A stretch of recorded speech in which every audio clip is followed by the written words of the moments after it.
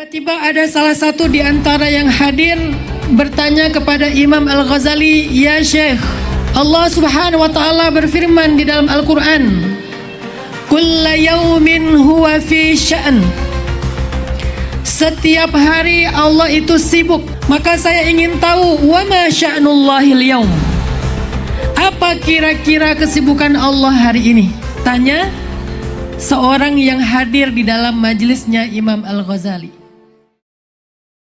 Suatu ketika Imam Al-Ghazali pernah mengajarkan ilmu di sebuah majelis.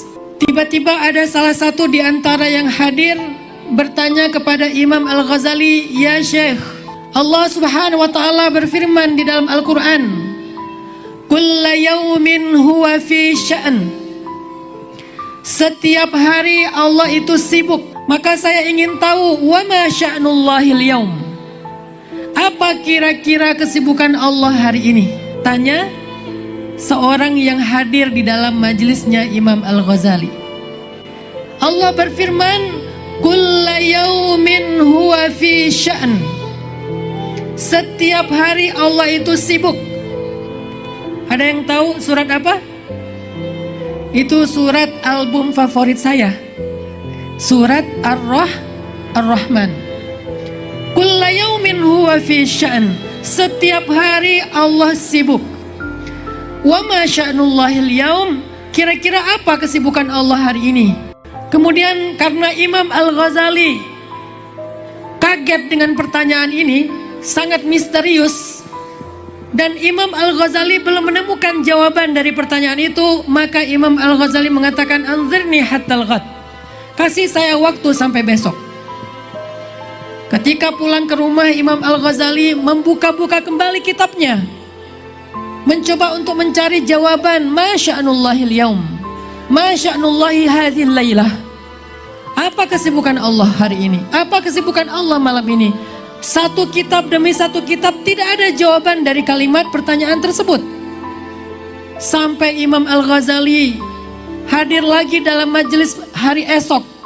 Ditanya lagi oleh orang yang sama, "Ya Syekh, apakah Anda sudah dapat jawabannya?" Imam Al-Ghazali mengatakan, "Beri saya satu hari lagi." Maka pada malam kedua, Imam Al-Ghazali setelah mencari-cari jawaban dari pertanyaan itu dan tidak menemukan, akhirnya Imam Al-Ghazali berwudu, kemudian melakukan 2 rakaat salat sunnah mutlak.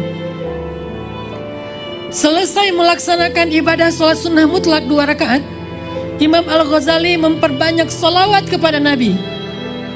Sepanjang malam Imam Al-Ghazali bersalawat. Sepanjang malam Imam Al-Ghazali membasahi lisannya dengan kalimat Allahumma sholli ala Sayyidina Muhammad. Sampai akhirnya Imam Al-Ghazali terlelap karena lelah. Terlelap karena lelah berselawat, Imam Al-Ghazali tertidur.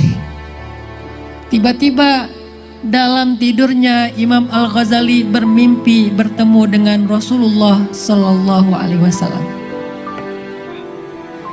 Kemudian Rasulullah bertanya kepada Imam Al-Ghazali, "Apa yang ditanyakan orang itu kepadamu?" Kemudian Imam Al-Ghazali dengan matanya yang berkaca-kaca terharu melihat wajah Nabi yang indah seperti purnama. Imam Al-Ghazali mengatakan, "Ya Rasulullah, dia bertanya kepada saya sesuatu yang saya tidak tahu jawabannya. Dia bertanya tentang ma sya'nullahil yaum, sebagaimana firman Allah, Kulla yawmin huwa fi sya'n." Kemudian di dalam mimpi itu Rasulullah SAW memberi jawaban kepada Imam Al-Ghazali.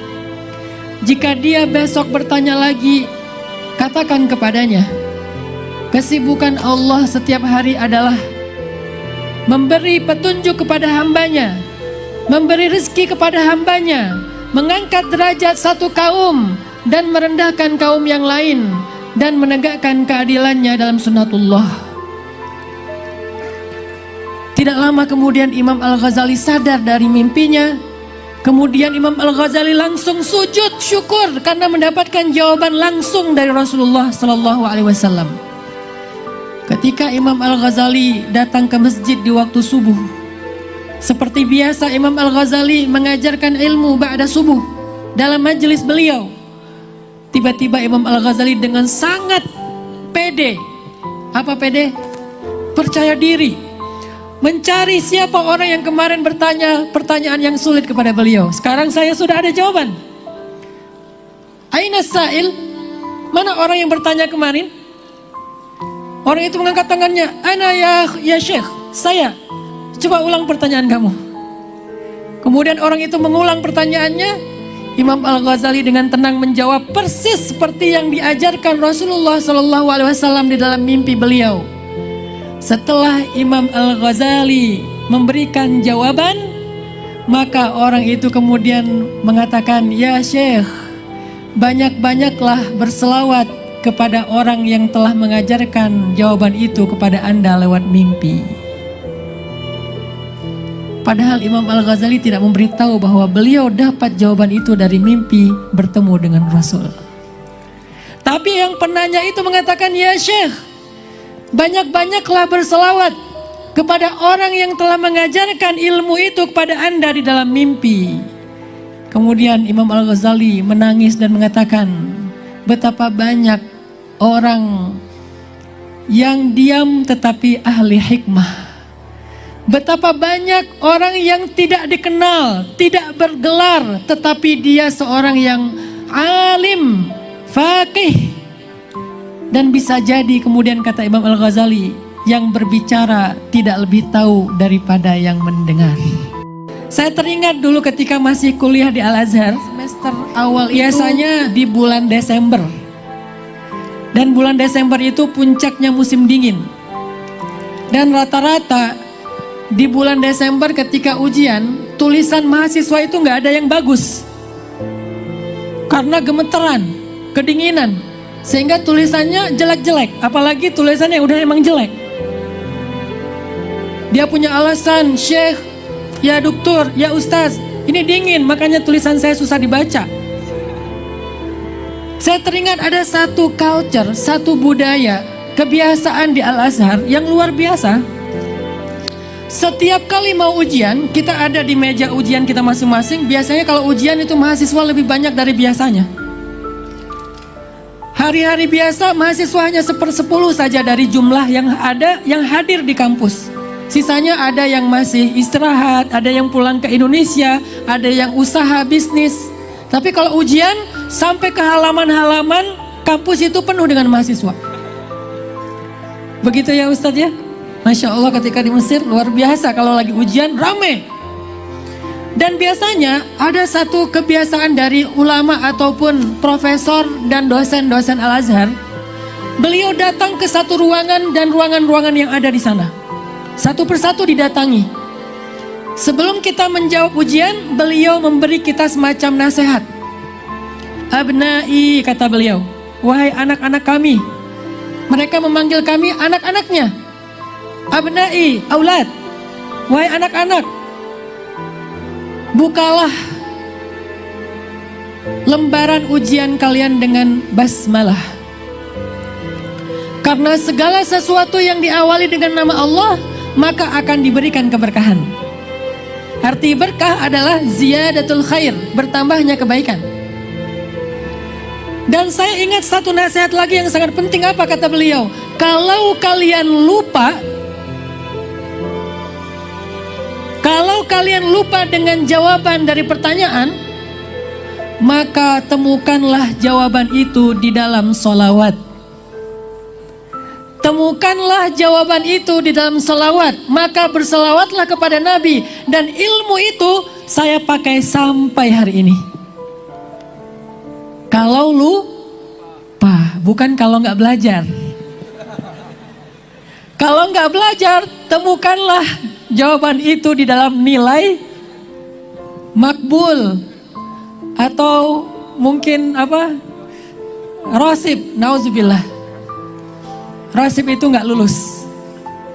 Kalau kalian sudah belajar, sudah berusaha, tiba-tiba lupa, maka ucapkanlah ta'awuz, wa ma ansanihu illa syaitan wa an azkurah. Kata muridnya Nabi Musa, tidak ada yang membuat saya lupa kecuali syaitan, sehingga saya tidak bisa mengingatnya. Maka ta'awuz, a'udzubillahi minasyaitonirrajim. Kemudian temukan jawabannya di dalam salawat Allahumma sholli ala Sayyidina Muhammad. Sehingga sampai hari ini setiap kali saya lupa sesuatu, saya akan mencarinya di dalam salawat. Kecuali lupa mantan. Bagi yang punya mantan, jangan cari mantan di dalam salawat, tidak ada.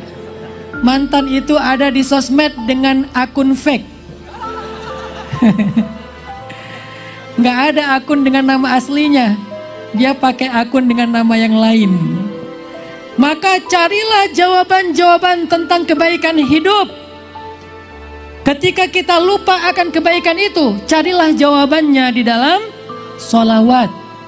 Makanya sholawat itu sesuatu yang luar biasa. Dan itulah maksud dari hadis Nabi.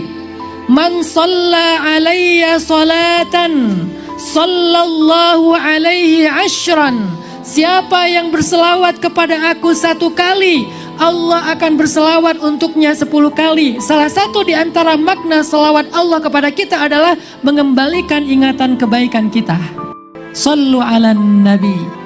Teman-teman yang dirahmati Allah Subhanahu wa taala, indah juga kalau kita berselawat itu pakai ekspresi. Jangan sampai selawat tapi mukanya cemberut. Padahal Nabi itu orang yang paling murah senyum. Bahkan Nabi mengatakan la tahqiranna minal ma'rufi syai'ah.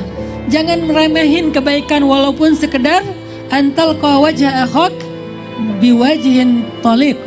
Antalqa akhaka biwajhin taliq. Walaupun cuma tersenyum ke wajah saudara. Bagaimana ekspresi sholawat? Saya punya ekspresi sendiri ketika mendengar nama Nabi disebutkan. Saya biasanya meletakkan tangan saya di jantung. Hanya ada 2 hal yang membuat saya mengekspresikannya dengan meletakkan tangan di jantung. Satu adalah ketika mendengar nama Nabi disebutkan, maka saya berselawat sambil meletakkan tangan di jantung. Dan yang kedua ketika menyanyikan lagu Indonesia Raya. Allahu Akbar. Dan itu saya jadikan sebagai tren. Karena sejak awal dakwah saya pulang dari Mesir tahun 2015, saya merasa tidak pantas membuat pondok pesantren. Kenapa tidak pantas? Keilmuan saya terbatas, nggak layak. Saya bukan ulama, bukan ahli fikih, bukan kiai, bahkan bukan ustadz, hanya seorang da'i. Saya seorang da'i walastu qadhin. Saya bukan qadhi, bukan hakim, bukan ulama. Cuman seorang da'i biasa, guru ngaji biasa. Sehingga saya merasa tidak layak, tidak memiliki kepantasan untuk membuat pondok pesantren calon-calon ulama masa depan. Lalu apa yang saya lakukan dalam dakwah? Karena saya tidak mampu membuat pondok pesantren, apalagi semegah dan seagung Al-Islah, akhirnya saya memilih dakwah dengan membuat tren. Tidak membuat pesantren, tetapi menyebarkan pesan lewat tren. Disebut pesan _tren. Pakai D ujungnya. Kalau dibaca mungkin sama, pesantren. Padahal bukan pondok pesantren, hanya pesan yang disebarkan lewat tren. Salah satu tren yang kita buat adalah tren hijrah. Sebelum 2015, teman-teman bisa menyaksikan di kota-kota, beda dengan di pondok pesantren, di sebuah daerah yang banyak pondok-pondok pesantrennya. Biasanya orang sudah religius, orang sudah islami, masjid sudah makmur. Tapi di perkotaan, masjid itu masih sepi dari anak muda. Sehingga akhirnya kita bikinlah tren sebagai hijrah sebagai tren. Alhamdulillah Allah yang memudahkan. Sejak 2015 awal sampai hari ini, hijrah terus menjadi tren lifestyle-nya anak muda. Dan yang luar biasanya lagi adalah yang mengikuti tren hijrah itu bukan sekedar mereka para santri. Karena santri tidak perlu berhijrah. Mereka sudah solih. Tetapi yang menjadi kebahagiaan buat saya yang berhijrah itu adalah mereka yang tadinya ingin kembali kepada Allah tapi tidak tahu jalan. Tatoan, belum berhijab. Kalau ada yang datang ke taklim saya sudah berhijab, saya bilang ini salah majelis. Mereka tidak butuh saya. Mereka butuh Abi Mahmud, Abi Toha, butuh Gus Zaki, butuh ulama. Kalau yang datang ke saya itu cadaran, ini salah majelis. Kalau yang datang ke saya jidatnya hitam, ini salah majelis. Yang datang ke saya biasanya yang tatoan, yang gimbal, yang belum berhijab, yang bahkan matanya tato semua hitam, tidak ada putihnya, yang belum bisa baca Quran. Karena saya tidak mampu mengajarkan tahfiz dan tafsir, saya hanya bisa mengajarkan alif dan ba ta. Sehingga akhirnya hijrah menjadi tren di Indonesia. Alhamdulillah bermunculanlah komunitas-komunitas dengan nama hijrah. Dan malam ini dalam rangka memperingati tahun baru Hijriah, kita ingin belajar dari perjalanan hidup Nabi tentang hijrah. Saya ingin tanya kepada teman-teman anak muda yang hadir di sini. Tahu nggak kenapa tahun Islam itu dinamakan dengan nama tahun Hijriyah? Kenapa? Untuk mengenang peristiwa hijrah. Sekarang pertanyaannya, kenapa peristiwa hijrah yang diambil menjadi nama tahun dalam Islam? Kenapa? Kenapa bukan peristiwa-peristiwa lain yang juga sama penting dan besarnya dalam sirah Nabi? Contoh, kenapa tidak peristiwa lahirnya Nabi? Maulud. Kenapa tidak dinamakan tahun Islam itu Maulud 1, Maulud 2, sekarang adalah tahun Maulud 1444 Miladiyah misalnya. Karena Maulid Nabi juga sesuatu yang agung. Peristiwa-peristiwa ketika Nabi lahir itu sangat luar biasa. Kenapa enggak peristiwa itu yang dijadikan nama tahun dalam Islam? Walaupun istimewa. Atau kenapa bukan peristiwa lain yang juga istimewa? Misalnya peristiwa Isra dan Mi'raj. Ini juga peristiwa besar. Ketika Nabi melakukan perjalanan dalam satu malam melintasi bumi, lalu dari bumi ke langit, ke Sidratul Muntaha, bertemu dengan Allah dan kemudian turun lagi ke bumi. Dari Makkah ke Madinah. Di Madinah turun, Jibril mengatakan, "Ya Muhammad, di sini engkau akan hijrah." Jadi ide hijrah itu sendiri muncul pada malam Isra dan Mi'raj. Kemudian dari Madinah berangkat lagi ke Tursaina, Saint Catherine, Tursina di Mesir. Dalam perjalanan dari Madinah ke Mesir, Nabi mencium aroma wangi yang luar biasa. Nabi bertanya, ini wangi dari mana? Kata Jibril, ini adalah dari aroma kuburannya Masyidah. Kemudian dari Tursaina ke Al-Aqsa, Palestina. Di Al-Aqsa Nabi memimpin sholat dengan jumlah ribuan makmum dari para anbiya. Dari Al-Aqsa Nabi naik ke langit 1, 2, 3. Bertemu dengan Nabi Musa, Nabi Ibrahim dan seterusnya. Sampai kemudian ke Sidratul Muntaha mendapatkan ibadah sholat. Kenapa tidak dinamakan tahun Islam dengan tahun Mi'raj? Mi'raj 1, Mi'raj 2 dan seterusnya.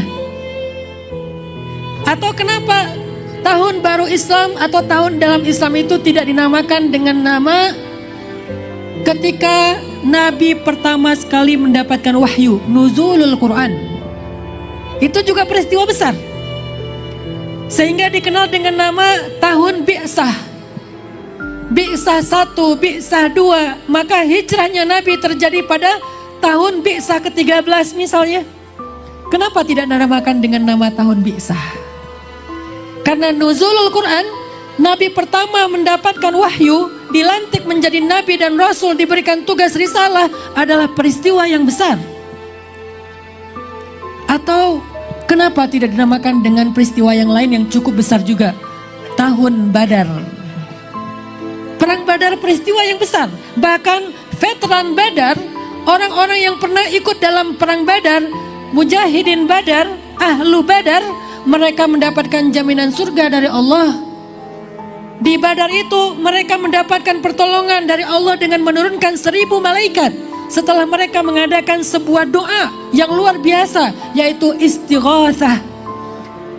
Il tastaghithuna rabbakum, il tastaghithuna rabbakum fastajaba lakum. Ketika kalian beristighosah kepada Rabb kalian. Apa istighosah? Apa arti istighosah? Doa yang sangat panjang. Setelah Nabi beristighosah, Allah turunkan 1000 malaikat secara beruntun. Bahkan malaikat terlibat dalam peperangan bersama para sahabat. Kenapa tidak dinamakan dengan nama tahun Badar? Atau kenapa tidak dinamakan dengan tahun ketika Nabi membebaskan kota Makkah dari kemusyrikan, sehingga disebut dengan tahun Futuhat? Atau yang terakhir, kenapa tidak dinamakan dengan nama tahun ketika Nabi wafat? Semua itu adalah peristiwa-peristiwa besar dalam sirah Nabi. Lahirnya Nabi, wahyu pertama Nabi, Isra Mi'rajnya Nabi, perang Badarnya Nabi, Fathu Makkahnya Nabi, wafatnya Nabi. Kenapa di antara semua peristiwa besar itu kemudian Nabi dan diresmikan secara ofisial oleh Umar bin Khattab, nama tahun Islam menjadi tahun Hijriah yang diambil dari peristiwa hijrah? Ini pertanyaan yang harus kita temukan jawaban, walaupun jawabannya berbentuk spirit saja, bukan hikmah. Maka di sini menjadi sebuah bukti betapa hijrah itu sangat istimewa dalam Islam, teman-teman. Hijrah adalah sesuatu yang sangat istimewa dalam Islam sehingga dinamakan dengan nama kalender Islam, Hijriyah. Agar kita nggak pernah lupa dengan peristiwa yang sangat agung itu, yaitu peristiwa hijrah. Yang di dalamnya Allah menyimpan banyak sekali rahasia dan hikmah, kebaikan, pelajaran bagi setiap orang yang beriman. Intinya adalah hijrah kunci dari segala kebaikan dalam hidup kita. Kenapa saya katakan demikian? Karena hijrah itu adalah sebuah transisi dari keadaan dakwah Nabi di Mekah yang tertindas, yang dihina, yang luar biasa dimusuhi, kemudian mendapatkan kemenangan demi kemenangan di Madinah. Hijrahlah transisinya. Kalau dalam ilmu sosial ada istilahnya inisiatif transisional. Dalam bahasa dakwah disebut dengan tajdid, pembaharuan. Maka hijrah adalah sebuah inisiatif transisi dalam perjalanan dakwah Nabi fase Makkiyah kepada fase Madaniyah. Bahkan di dalam Al-Quran, kalau kita belajar tafsir, belajar ulumul Quran, karena saya di Mesir mengambil kuliah tafsir Al-Quran di Usuluddin Al-Azhar. Kalau kita belajar tafsir, maka kita akan menemukan ayat Al-Quran itu terbagi kepada dua. Ada ayat yang dinamakan dengan istilah ayat-ayat Makkiyah. Dan yang kedua namanya ayat-ayat Madaniyah. Seluruh juz 30 ayat Makkiyah, seluruh juz 29 ayat Madaniyah, sisanya nyampur. Ada Makkiyahnya, ada Madaniyahnya. Lalu kita tanya, apa definisi ayat Makkiyah? Banyak orang Indonesia bilang ayat Makkiyah itu adalah ayat yang turun di Mekah. Keliru, teman-teman. Ayat Makkiyah bukan ayat yang turun di Mekah. Lalu ayat Madaniyah adalah ayat yang turun di Madinah. Bukan. Ada yang turun di Mekah tetapi masuknya Madaniyah. Kenapa? Ternyata yang membedakan ayat Makkiyah dan Madaniyah bukan tempatnya, tetapi peristiwanya. Ayat-ayat Makkiyah adalah ayat-ayat yang turun sebelum hijrah. Dan ayat-ayat Madaniyah adalah ayat-ayat yang turun setelah hijrah. Kenapa dibedakan oleh hijrah? Ini pentingnya hijrah. Sampai kategori Al-Quran pun dibedakan ayatnya antara Makiyah yang turun sebelum hijrah dan Madaniyah yang turun setelah hijrah walaupun turunnya di kota Mekah. Ini artinya teman-teman, hijrah sesuatu yang sangat istimewa dalam Islam. Sampai membedakan gaya bahasa Al-Quran antara sebelum dan sesudah hijrah. Sampai membedakan konten substansi Al-Quran antara sebelum dan sesudah hijrah. Turun ayat-ayat syariat setelah hijrah, turun perintah-perintah dan larangan setelah hijrah, turun hal-hal yang luar biasa setelah hijrah. Sebelumnya fondasi-fondasi keimanan yang disebut dengan ayat-ayat tauhid dan akidah. Maka para ulama mengatakan hijrah itu adalah awal dari segala kebaikan hidup. Apapun nama hijrahnya, apapun bentuk hijrahnya, selama dia hijrah dari yang zulumat kepada nur, dari yang fasad kepada islah, dari yang ma'asi atau maksiat kepada ibadah, maka hijrahnya menjadi kunci dari segala kebaikan. Itu pentingnya hijrah. Apa buktinya Ustadz? Bahwa hijrah itu kunci dari banyak kebaikan dan kemenangan. Kemenangan demi kemenangan yang didapatkan oleh Nabi terjadi setelah hijrah. Apa kemenangannya? Kemenangan pertama, setelah Nabi hijrah, untuk pertama kali Nabi dan sahabat bisa beribadah di masjid mereka sendiri. Membangun 2 masjid sekaligus dalam waktu yang dekat. Pertama, Masjid At-Taqwa. Apa Masjid At-Taqwa? La masjidun ussisa 'ala at-taqwa min awwal yawmin ahaqqu an taquma fihi. Apa Masjid At-Taqwa? Masjid At-Taqwa adalah Masjid Quba. Jadi kalau di Indonesia hari ini banyak masjid dengan nama At-Taqwa, maka referensinya adalah Masjid Quba. Setelah membangun Masjid At-Taqwa, Masjid Quba, gak lama beberapa hari kemudian Nabi membangun masjid yang menjadi pusat peradaban Islam, Masjid Nabi atau Masjid Nabawi. Ini adalah kemenangan pertama dan ini luar biasa. Cikal bakalnya peradaban Islam yang terpusat di dalam masjid. Madrasahnya di situ, gedung pemerintahannya di situ, strategi militernya di situ, lembaga sosialnya di situ, segala kebaikan dalam sebuah peradaban terangkum di dalam Masjid Nabi atau Masjid Nabawi. Itu kemenangan yang besar yang didapatkan setelah hijrah. Apalagi Ustadz setelah itu? Kemenangan sosial. Kalau tadi kemenangan spiritual sekaligus kemenangan kelembagaan. Dalam Islam disebut dengan muassasi, muassasah. Yang kedua, kemenangan sosial. Apa itu kemenangan sosial? Mu'akhat bainal muhajirin wal ansor. Ketika Nabi mampu mempersaudarakan muhajirin dengan ansor. Ini ngeri nih, luar biasa. Kenapa saya katakan luar biasa dan ini disebut kemenangan? Karena sebelumnya orang-orang Arab Hijaz selalu berperang satu dengan yang lain. Selalu saling memusuhi antara satu dengan yang lain. Selalu saling menyakiti antara satu dengan yang lain. Bukan hanya muhajirin dengan ansor, bahkan sesama ansor sendiri, yaitu Aus dengan Khazraj.